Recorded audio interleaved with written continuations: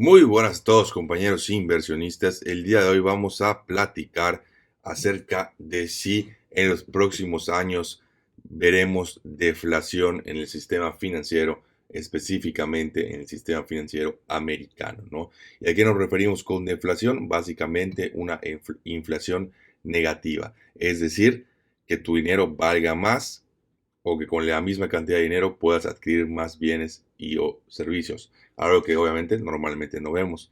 Pero ahorita vamos a platicar un poco acerca de todas las fuerzas que estamos viendo deflacionarias, acerca de todas las fuerzas deflacionarias que hemos visto en los últimos 20, 30 años y acerca de qué es lo que va a pasar en los próximos años de acuerdo a la información que tenemos hoy en día. Como siempre, les recuerdo, si les gusta el contenido, pueden suscribirse para ver más videos como este. Comencemos. Bueno, lo primero que quiero comenzar es con esta página web que me encontré, que la verdad me llamó mucho la atención. La página se llama Truflation y básicamente lo que hace funciona como una alternativa para medir la inflación real en el sistema, ¿no? ¿Y por qué digo eso? Porque como saben, los gobiernos, cada uno tiene su manera particular de medir la inflación y específicamente en Estados Unidos la manera que miden la inflación y algunos componentes de la misma, como por ejemplo las rentas, no es la más eficiente y tiene un lag. ¿A qué me refiero con un lag? Que es muy probable que en la vida real, por así decirlo, tú te estés dando cuenta que las rentas están bajando. Sin embargo, el indicador que va a imprimir el gobierno va a decir que las rentas siguen subiendo, ¿no? Entonces es importante entender por eso cómo lo miden. De hecho, si tú entras a la página, ellos tienen ahí, pueden leer el white paper de cómo exactamente sacan este dato, qué son los componentes que utilizan y cómo los miden. Por lo que entendí, por lo que estuve leyendo, la verdad creo que es una manera más real y realista de la inflación que estamos teniendo o que está teniendo Estados Unidos y por ende en cierta parte de México, ¿no? De hecho, si vemos acá, vemos que a partir de marzo fue cuando la inflación llegó a su punto más alto, algo que contrasta contra los números oficiales de gobierno. Y vemos cómo ha estado en decadencia o cayendo de manera importante en los últimos meses hasta llegar al día de hoy a una inflación del 6.36%, que insisto, en mi opinión, es algo un poco más realista, ¿no? La inflación, por si no los recuerdan, la última vez que sacaron datos creo que fue el 7.7%, si no me equivoco, ¿no?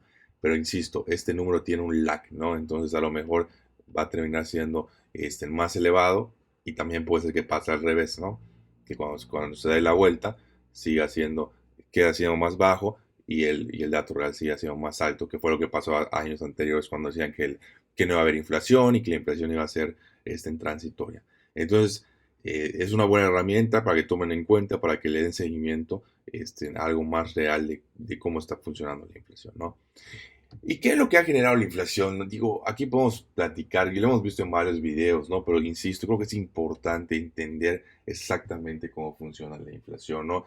Porque hay que comprender, en un mundo perfecto, donde la circulación o el dinero que hay en circulación nunca cambiara, o sea, se mantuviera fijo año con año, realmente eh, a largo plazo lo que habría sería deflación, ¿no? Y eso es algo muy sencillo de entender. Hay que entender que cada vez que aumenta la productividad, es decir, hacemos más con menos recursos, esto va a generar una fuerza deflacionaria importante, ¿no? Entonces, conforme vamos aumentando la tecnología para producir mejores cosas, insisto, y con menos recursos, es lógico que las cosas bajen de precio. Un ejemplo, una tele a lo mejor hace 10 años era mucho más cara, más difícil de conseguir y con menos, bueno, y más mala, hablando del aspecto tecnológico, a lo que la puedes conseguir al día de hoy, ¿no? Tal vez en cuestión de, en relación precio-beneficio, obviamente es mucho más alto, ¿no? Ahora, ¿por qué tenemos esta inflación? Básicamente por el gobierno. El gobierno lo que hace es imprimir más dinero en circulación y piensa así, si tú tienes 10 pesos sobre 100 pesos, pues obviamente vale mucho más tu dinero que si tienes 10 pesos de 1 trillón de pesos que hay en circulación. Y conforme va aumentando el dinero en circulación, obviamente tu dinero porcentualmente se vuelve menor parte y vale menos. Es completamente lógico, ¿no? ¿Y qué fue lo que pasó específicamente? Vemos como casi siempre, estos son los datos de Estados Unidos, ha aumentado el money supply un 5, 6, 4, 6, 6, aquí un poquito más 10, 4, 4, pero entre un 4 y un 6% ha sido lo habitual que ha aumentado la money supply. Ahora, si nos vamos a los últimos 2, 3 años, fue cuando las cosas salieron de control, ¿no? 2019 un 7%, que es bueno, está más o menos dentro del rango, pero específicamente en 2020, año de pandemia, se imprimió un 25% más. Y Aún así, a pesar de que es una brutalidad, dijeron, no, todavía quiero imprimir más y imprimieron un 12% más, ¿no? Entonces, la circulación en nuestros últimos, básicamente, 2, 3 años ha aumentado un montón. Y es lógico que veamos esta inflación que hemos estado viendo en los últimos 2 años. Ahora, ¿cuál es el lado positivo? Que este año, o lo que va de este año, por fin han estado retirando un poco de dinero de circulación para tratar de detener la inflación. Y esto va a ser bueno para la inflación, insisto, aunque vamos a tardar en ver el efecto. ¿Por qué? Porque, pues bueno, hay que entender que o sea, no es que imprimes dinero, no es de que imprime el dinero y al día siguiente toma 25% de inflación, no, poco a poco se va permeando en el sistema financiero. Y ahora, ese 32% que tenemos, pues no hemos tenido una inflación del 32%, ¿no? Entonces va a tardar todavía en terminar de pasar la inflación. Y hay que entender también otro punto muy importante, porque tú decíamos, no sé, un periodo de 10 años y dices, bueno, aumentó la money supply en un promedio un 6 7% o 5 o 6%. Entonces, ¿por qué si aumentó un 5 o 6% no hemos visto una inflación del 5 o 6%? Bueno, porque tenemos, insisto, hay que netear las fuerzas deflacionarias que hemos estado platicando, ¿no? El aumento de productividad, obviamente la mano de obra más barata gracias a la globalización, etcétera, ¿no? Todos esos aspectos son fuerzas deflacionarias. Entonces, podríamos decir que realmente si el money supply aumentó en un 6% en promedio, podríamos decir que la diferencia que hay entre eso y la inflación real del 2%, ese 4% que estamos viendo allá, es la fuerza deflacionaria que ha impedido o que hemos ganado gracias al aumento de productividad, insisto, gracias a la globalización, etcétera, ¿no? Entonces, ¿qué ha generado esto en pocas palabras o qué conclusión podemos llegar? Que si la money supply se mantuviera de manera, se mantuviera igualito año con año, tendríamos nosotros un 4% de deflación. Ahora, obviamente esto al gobierno no le conviene por dos cosas, ¿no? Primero que nada, un poquito de inflación en general, supuestamente, ¿no? En teoría dicen que es bueno para la economía, porque pues obviamente eso fomenta el gasto, ya que si tú sabes que si tu dinero va a valer más al día siguiente, o sea, al año siguiente, pues nunca gastas nada, ¿no? Si es acumulado tu dinero. Yo tengo mis dudas si esa teoría es real o no, pero bueno, es lo que dice el gobierno, ¿no? Y el segundo punto muy importante es que obviamente al gobierno le conviene que haya inflación, porque es una manera o es un impuesto que tiene el gobierno que puede generar sin llamar la atención, ¿no? Es un impuesto silencioso y que siempre terminan echando la culpa a alguien como a Rusia o a lo que fuera, ¿no? Hay que entender que la guerra de Rusia y Ucrania, por poner ese ejemplo, sí ha aumentado la inflación a corto plazo, ¿no? Todo este tipo de inflaciones que se dan de manera súbita por situaciones muy específicas, normalmente se suelen solucionar, ¿no? Hace 2 años, cuando estaba la pandemia, había escasez de varios productos que al día de hoy no hay, ¿no? O sea, el capitalismo siempre funciona y en el sentido de que cuando algo sube demasiado de precio, obviamente todos quieren vender lo mismo, por lo tanto sube la oferta y lo que va a generar que con la demanda se siga igual, que debería de suceder, pues obviamente va a generar esto una fuerza a la baja de los precios, ¿no? Entonces, obviamente a corto plazo pudiese haber inflación, más inflación, menos inflación, etcétera, pero insisto, a largo plazo, eh, la realidad es que si el sistema monetario, si la base monetaria fuera la misma, habría deflación, ¿no? ¿Y por qué quiero llegar a todo esto? Porque es importante entender que es posible que en los próximos, no quiero decir el próximo año, pero en los próximos 2 años podamos llegar a ver algo de deflación, ¿no? Que es lo que platicamos.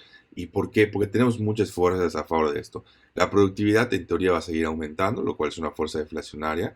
Además de esto, obviamente tenemos el punto que por fin están reduciendo el M2. Si esto continúa así, insisto, como tarda en verse, vamos a poder ver un poco de deflación.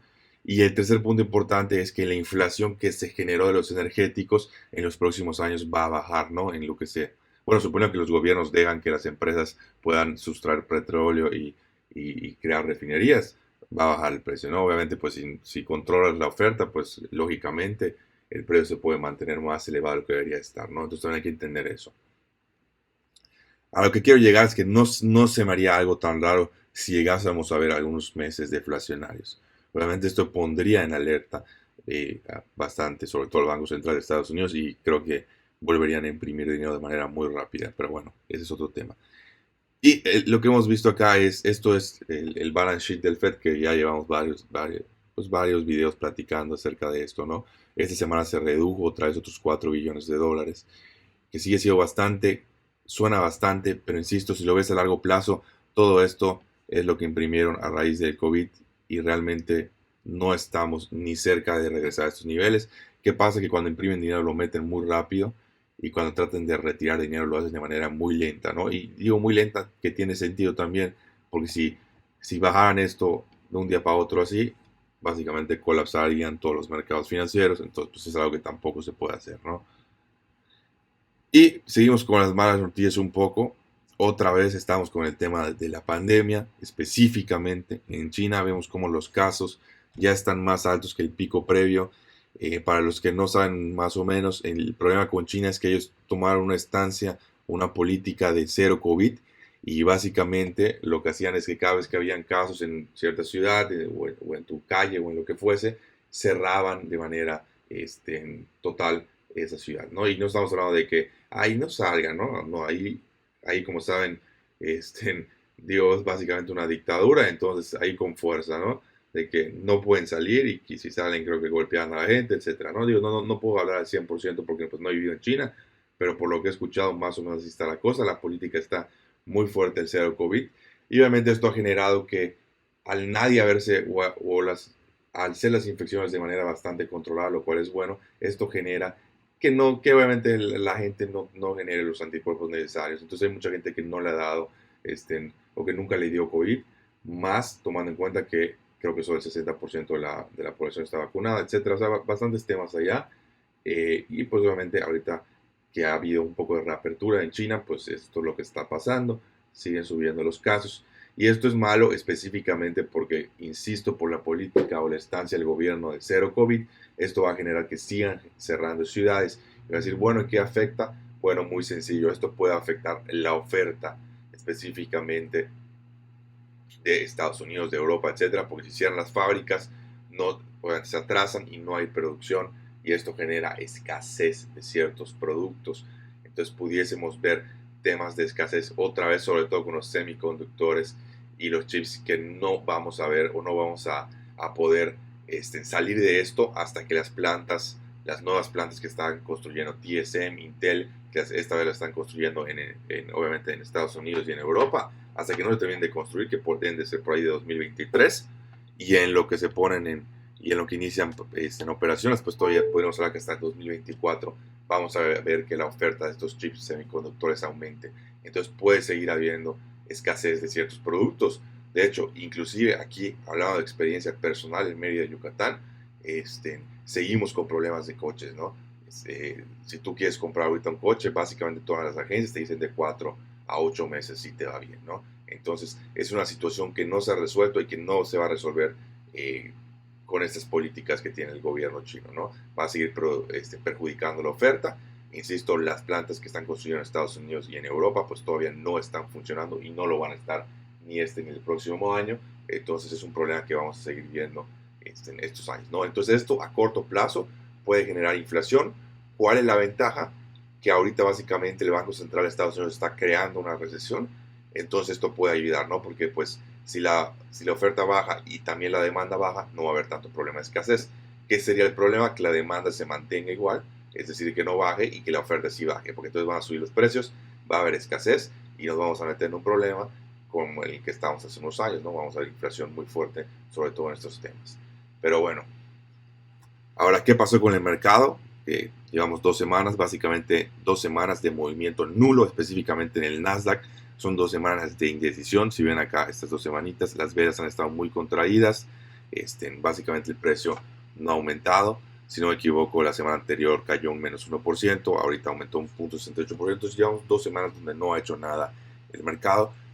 Obviamente eso se debe también a que esta semana que acaba de pasar pues fue una semana corta porque en Estados Unidos tienen el Thanksgiving y todos los mercados no abrieron el jueves y solo abren mediodía el Black Friday, ¿no? Entonces, semana muy corta, las cosas están como que igual muy tranquilas, la gente ya está un poco de vacaciones, más relajada, así que no se les haga raro que las siguientes semanas igual pues el mercado básicamente no haga mucho, ¿no? Hasta enero podríamos ver hacia dónde va a ir en la tendencia. Obviamente, ¿qué sí nos importa en diciembre? El dato de inflación de noviembre va a ser súper importante. Si la tendencia sigue a la baja, esto le va a gustar mucho al mercado.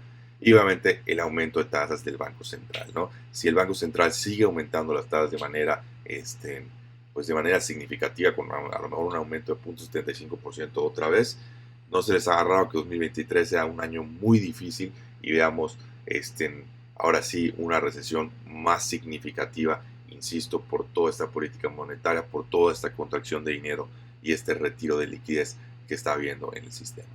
Pero bueno, eso es todo por el video de hoy. Nos vemos en el próximo.